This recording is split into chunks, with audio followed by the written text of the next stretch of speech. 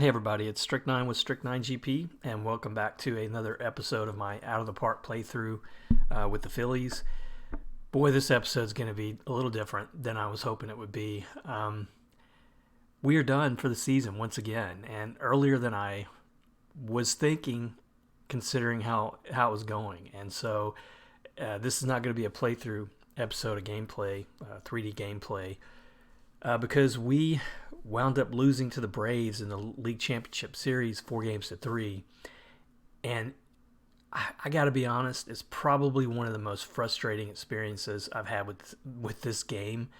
And I didn't want to post the videos. They were pretty bad. They were pretty awful. I'll just give you a recap.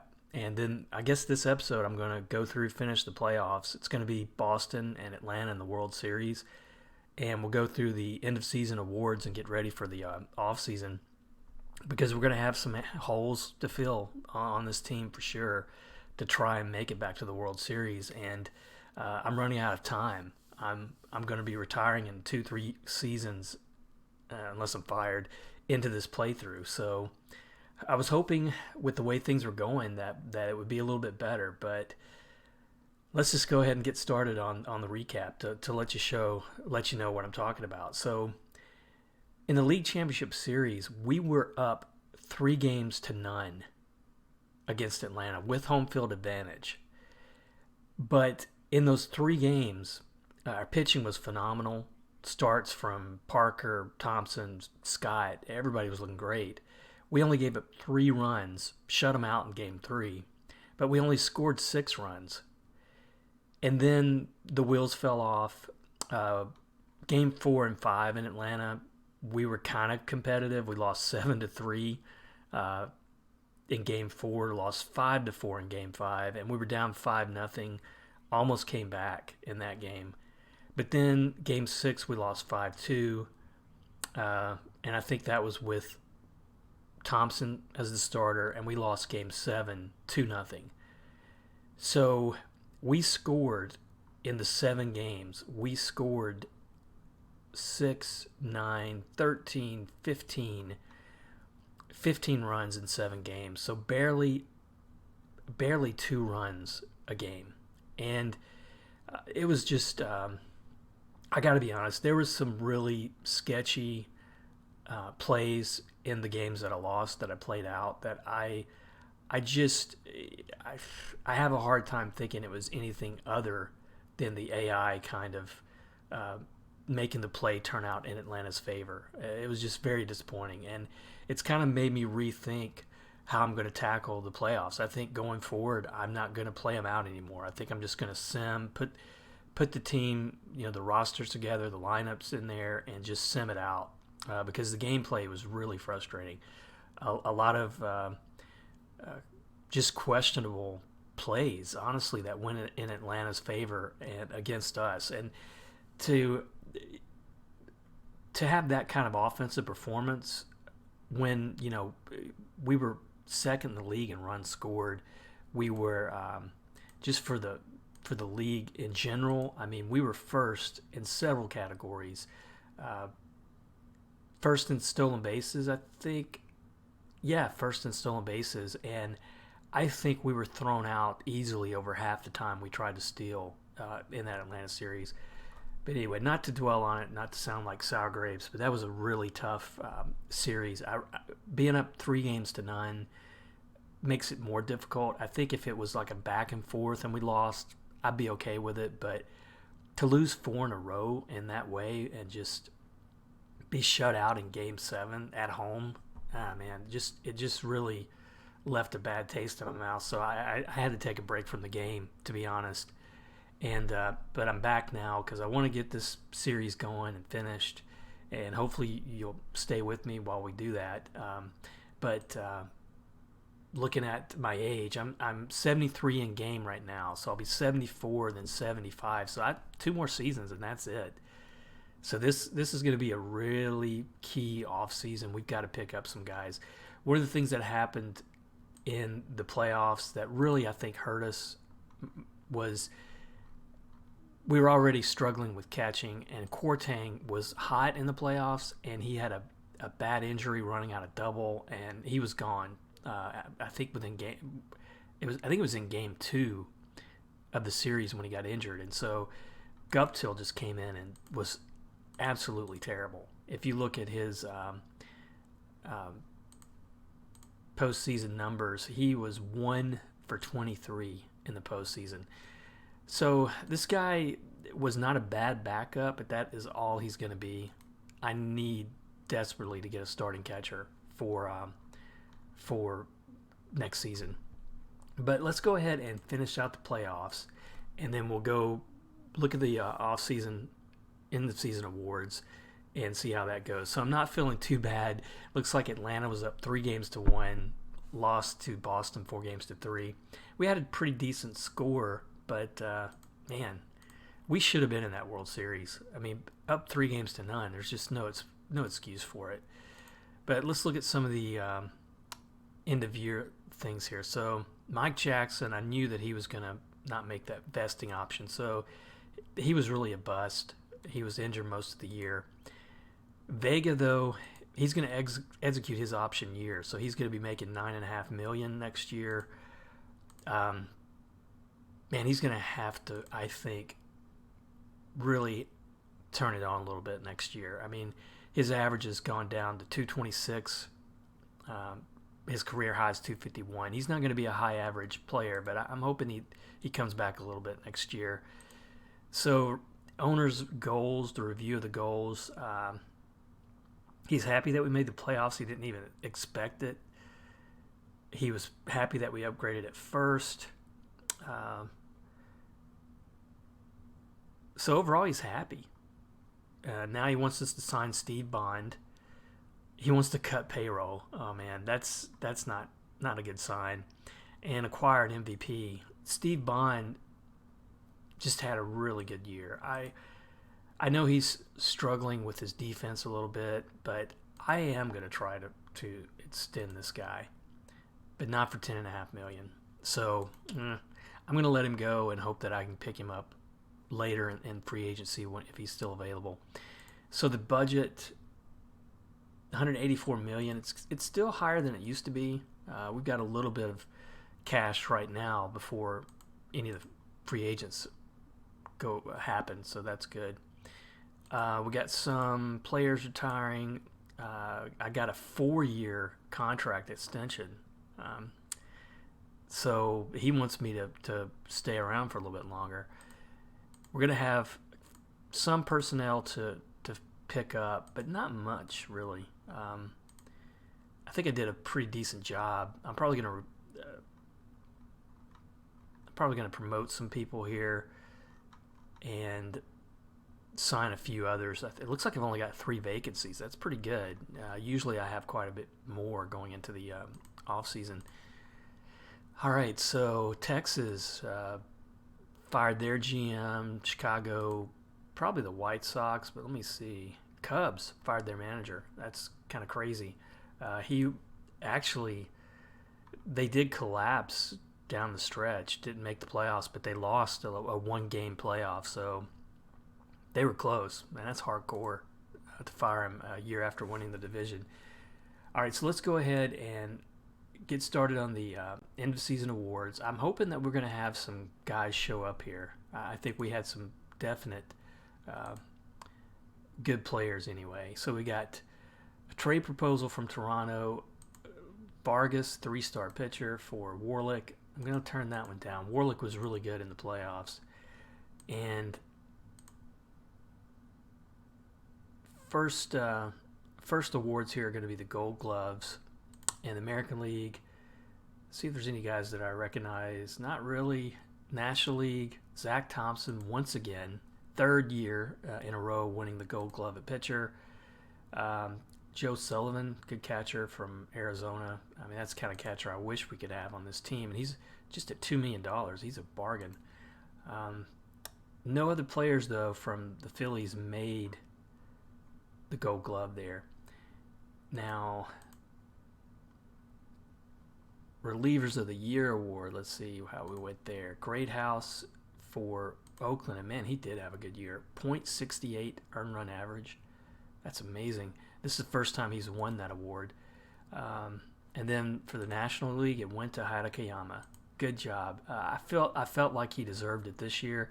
Really felt like he deserved it in a way last year because his ERA was so good and his wins above replacement was so high for a reliever. But he finally got that.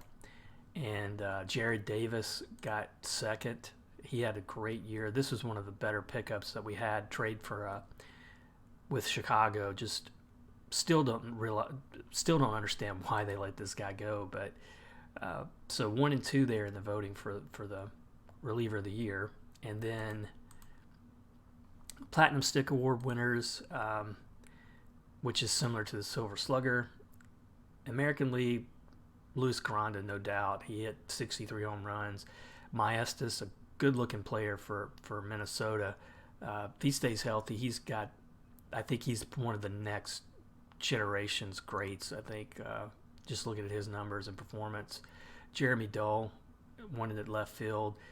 Another good year for him, 353 average, but I don't see how they can afford to put him in left field with his defensive ratings. And if you look at his fielding stats, zone rating of -2.5, but yeah, it could be worse. So I guess that's not too bad.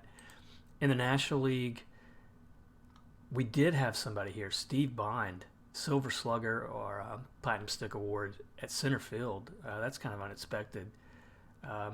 Suzuki at first. I guess he's won that probably multiple times. This is his third time for him. Let me see how Steve Bond, if he's ever – second time he's won that award. He won it in 2033 back in 2033 with Tampa Bay. He had a great year that year.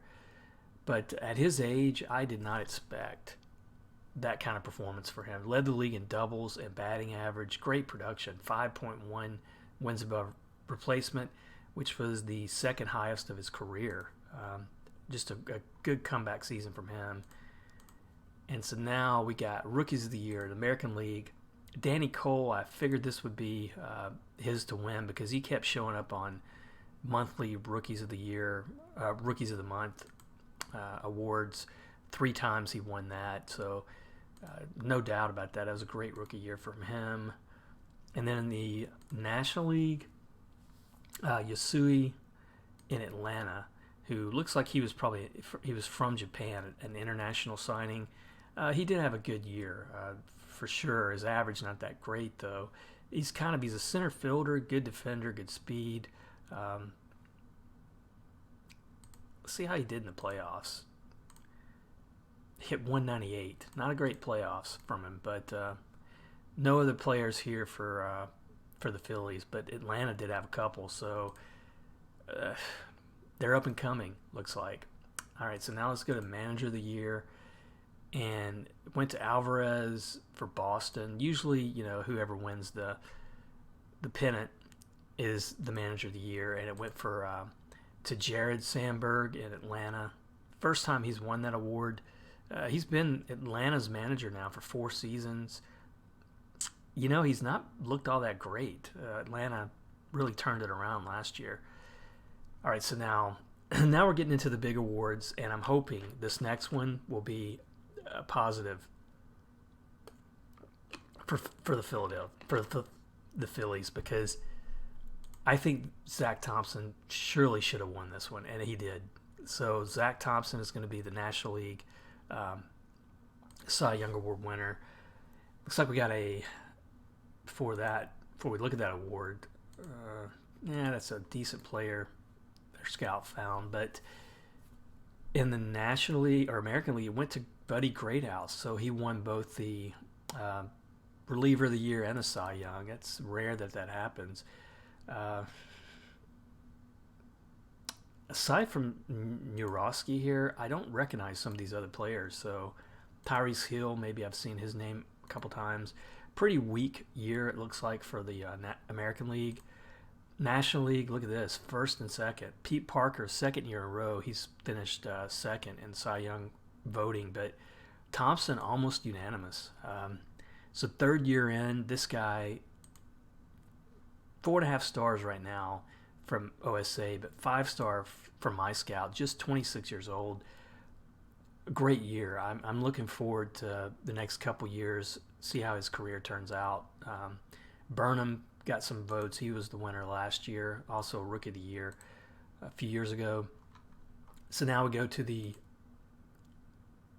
MVP, and it's going to be Granda back to back, the second year in a row he's won it. He did have a great year. In some ways, a better year this year than last year, at least with more home runs. But he almost triple crown winner again, or not again, but he did lead in home runs and RBIs for the second year in a row. Some other guys getting awards. Maestas finished second. The guy at Minnesota I was just talking about. Jeremy Myers finished fourth. He's been around for a while. He's won the MVP award. Just 30 years old. Might be putting together a MVP, or excuse me, Hall of Fame career here if he stays healthy. They've got him signed for 2 more years. He's got a high wins above replacement average and a good all-around player. Jeremy Dahl got some votes. Josh Gordon, who finished with 51 home runs, he got some votes. He's not. He's got at least one more season with them, possibly 2.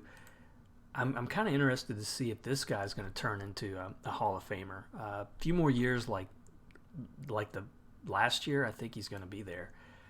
And let's see if I see any more former Phillies. I don't. In the National League, it went to Escalera for Atlanta. This guy did have a great year, led in home runs, pretty good average. A 4-star player, but he's only 25. He's been in the league a long time. He came in young at 19, having a good career. Looks like he's finally just now settling into being the kind of player, you'd expect, I guess. But Suzuki finished 3rd. Thompson was 5th, and even Paris, who I traded away Ian, gosh, I forgot his last name. Ian Norman, my 5-star catcher, who had a terrible year. He was injured and didn't even really get in half the season. So I'm glad that Paris got some votes. I feel a little bit more vindication in that trade. But we got Thompson, we got Bond picking up votes, Parker, Pritchard even got some votes. That's probably the most Phillies I've seen on this list in a long time. We have had some guys I think in this playthrough that may have won it, here and there, but I don't know if how many was that? 1, 2, 3, 4, 5 guys getting votes. I mean, that's pretty good. All right, so that's going to do it for end of the season awards. Now we're going to be looking at a couple things before we move on to free agency. Number 1 is going to be salary arbitration. I'll take a look at that first. So we got Barbarossa here, a 2.5-star pitcher, but he's coming off really another good productive year for us. I'm tempted to let this guy stay 1 more year. DeCluet, he's already gone, looks like. He was with Lehigh Valley last year, and I don't really think too much of him at this point. Ken Dion, he did pitch better in the second half, so I'm going to keep him as well. If he's only going to get $4 million, I'll be okay with that. Same with Scott. He was a starter. I like him better in the bullpen. I'm hoping to go back to the bullpen with him.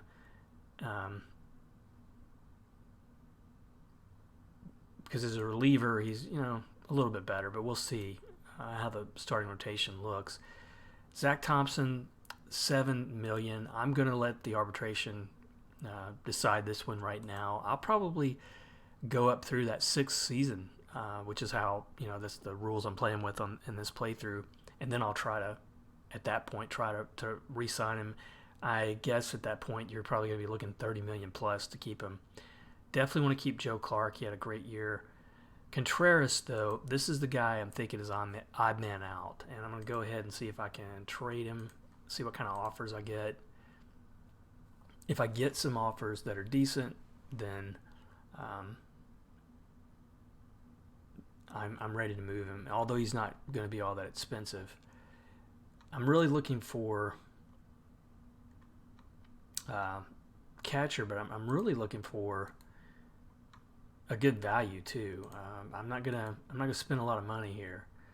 So we got Sam Peterson. Here's a Bobby Lovetree. No. 3-star reliever. You know, to me, he's not ready for arbitration. I mean, I would be willing to trade for him, honestly, because I think I'm getting a better pitcher with a little bit more control. But I would like to, find some offensive guys here, at least backup offensive guys. Here's a third baseman, but no, don't like his personality ratings.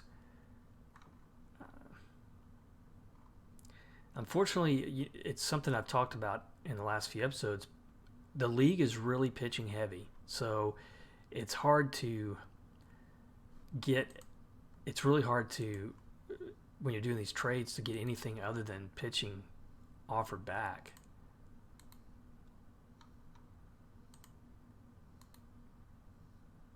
And it looks like for the moment, I'm trying to save some salary by getting rid of him.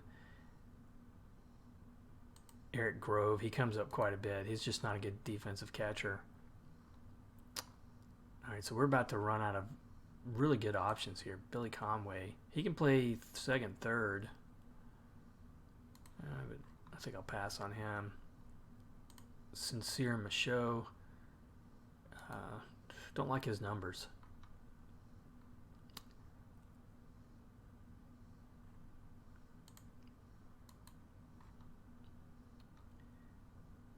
Benny Davis. I mean, this is a backup catcher, and he's wanting, wow, he's expected to get a lot in arbitration, so no to that one. So I think, honestly, just to save money and to not lose anything, I'm gonna trade for this guy from the White Sox, Luis De Paz, and I think that'll help out a little bit in terms of salary. And let's see, go back to salary arbitration now. So Joe Clark, Jared Davis. Jared Davis is going to get a lot of money. I think, though, at this point, good lefty reliever coming off a dominating year, I think he's almost worth it. I'm going to see, though, I'm going to see what kind of contract I can get if I offer him extension. Let's say 3 years at $5 million. Well, gotta get this down here.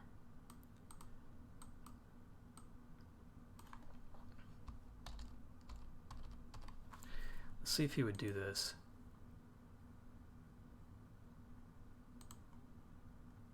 Nah, he still wants the money, and let's see if he would go 2 years. Yeah, he'll go 2 years. I'll risk it. That's a little bit more than they were thinking he would get in arbitration, but I really don't want to lose that guy. He's been really good. Joe Scott, I'm going to keep it that money. Juan Paris, I'm going to keep it that money, $11 million.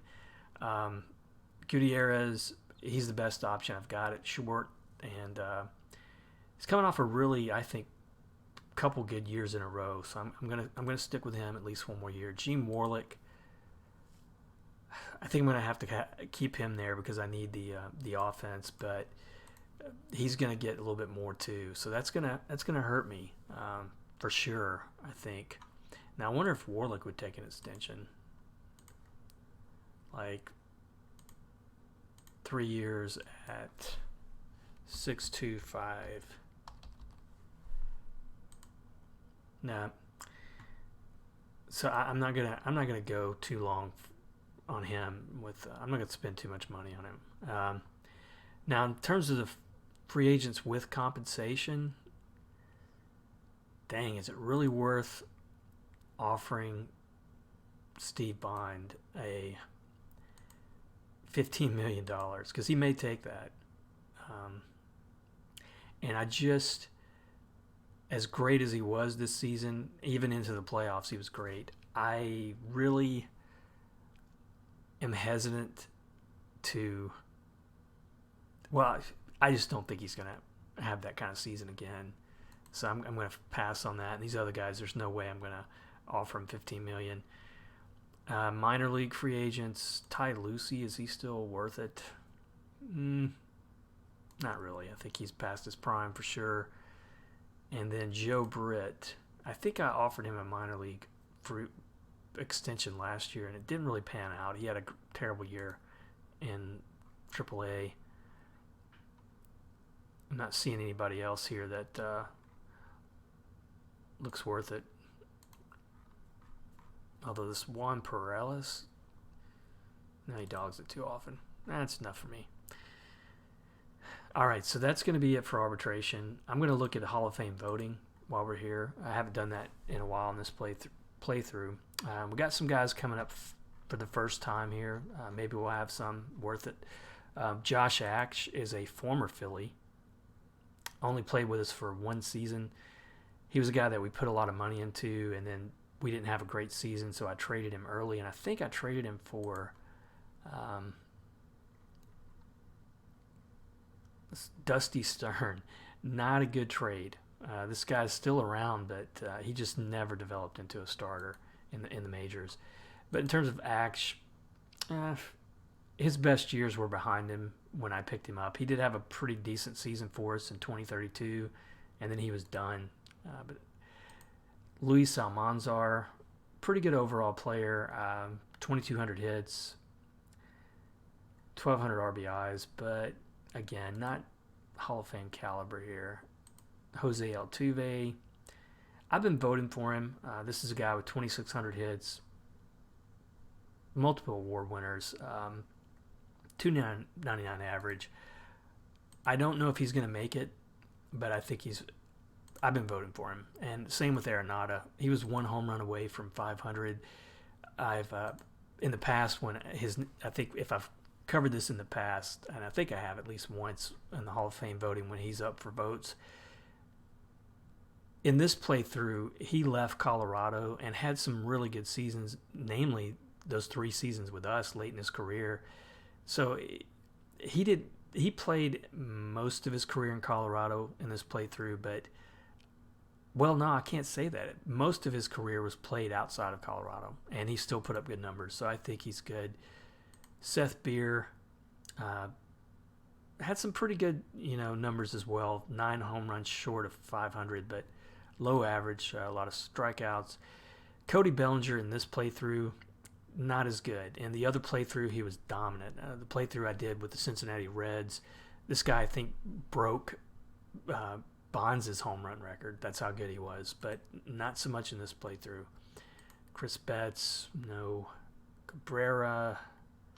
Some of these guys have already passed on previously, so I'm not going to look at them again. But Gabriel Guerrero, first year eligible. To me, he should be first ballot. I don't know if he will. Great numbers for his career. 1 MVP award, but was a really consistent player throughout his career. Finished with great numbers, 80 wins above replacement. Definitely voting for him. Huete had a few good years, but not Hall of Fame caliber at the end. Royce Lewis was with the Phillies in this playthrough. I think I traded with Minnesota, and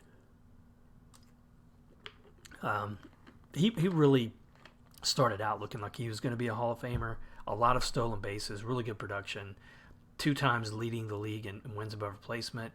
But he fell apart with injuries, and after the Phillies, he was really done. His career was practically done. All right, Chris McDonald, first time up, just 1 good season from him. Mazzara, I think I've given some votes before, but I'm going to pass on this go through.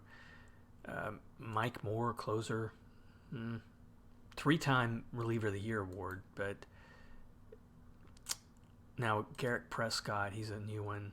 No, just a so-so reliever. So not much here. Gavin Sheets had one dominant year in 2022. I guess that was his MVP year, and finished with over 500 home runs. But I don't know. I think he only had really, well, he did have a good run here, but I just don't think it's Hall of Fame caliber at the end. And then Tatis, I do think he is Hall of Fame worthy. Never won an MVP, but boy, he was consistent in this playthrough. 2,500 hits, 1,400 runs, just 17 home runs shy of 500, a 280 average, 81 wins above replacement. So he's another vote for me, and that's it. 4 guys getting my vote. Submit that ballot. And now I'm probably just going to go and up to free agency. Or actually, let's go first to the arbitration period, and then we'll look at free agency. And we did sign Jared Davis, probably a little bit more than he was going to get in arbitration, but at least we got him for 2 seasons. And now this is arbitration. Let's see how it goes. So Joe Clark, just $900,000. That's a bargain, really. He's coming off a decent year, 20 stuff, good reliever. Kid Dion got more than I thought, 4.7. Barbarossa got 6.5. Paris got more than I thought. Gutierrez more than I thought. Warlick and Thompson got 10. So now my scout thinks this is a pretty decent looking first baseman in the making, but let's see how that. Oh boy. So the projected budget room is already in the negative. So let's go through free agents, the filing here, and see what happens. So we got some international free agents here, mostly pitchers.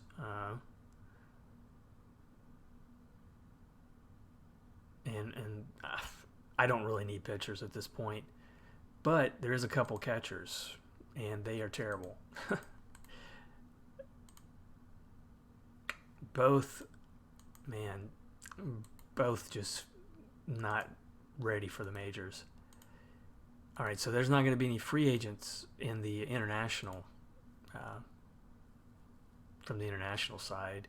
I don't see any catchers here either. So if I get a catcher, it's going to have to be through trade. And let's go ahead and just see. I think the free agents have filed. So now, projected budget room of $6.9 million, and we've got $16 million available, and we have got to fill.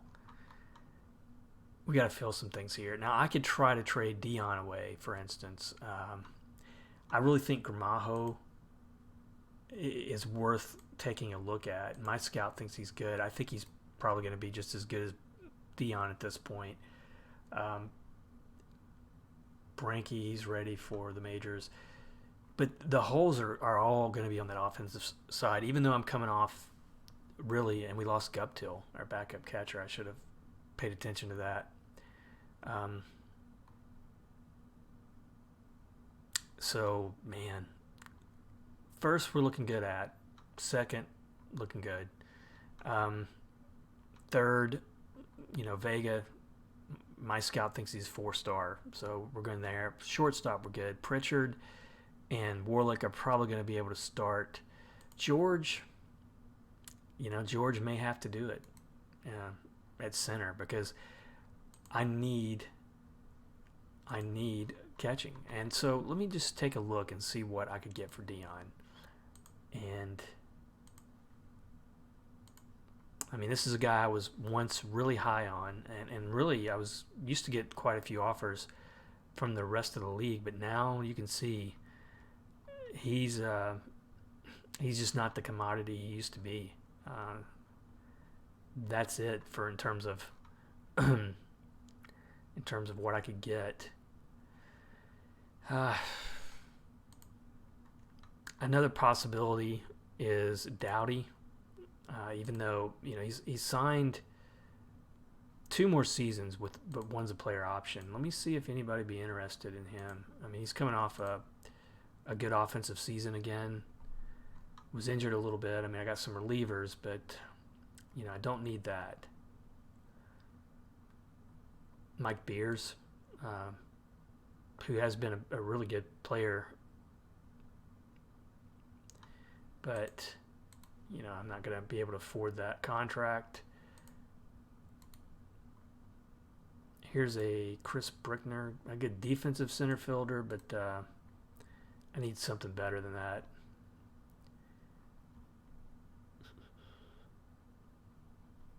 Eric Grove, again. This guy keeps coming up in trade offers. So, nothing doing.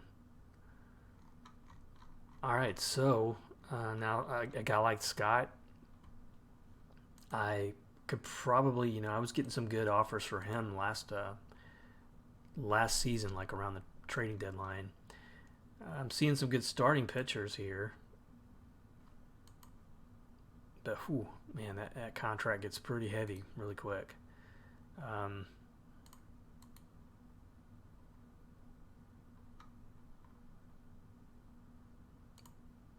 Soto, probably one of the best catchers out there, but $17 million is, that would pretty much take up all my budget.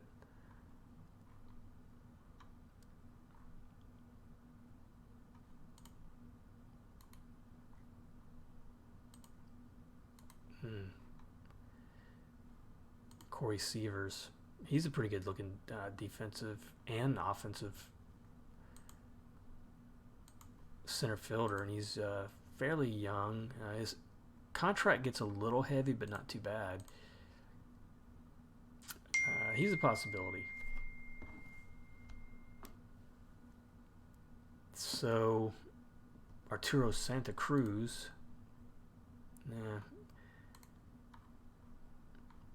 So there's some possibilities here with Scott. I think I'm probably going to play around with this and see.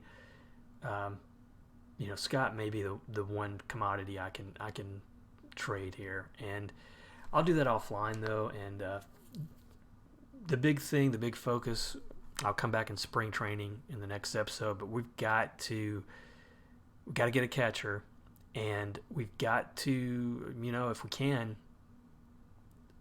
flesh out that outfield a little bit. I'm not convinced that George or Benefield can be full-time starters yet. So if after we pick up our catcher, if we've got some room there and we can get a backup, or a mid, 2.5 star, 3-star starter at center, then that's probably what I'll go for. But as always, thanks for watching. And appreciate the comments and the likes and the subscriptions. And, we got 2 more seasons. That's what I'm giving myself to get back to that World Series and win it. But this is going to be a tough one. We may have overperformed last year, and we can't afford to bank on that going into this year. So I'll take care of that offline, and I'll see you next season in spring training. Thanks for watching.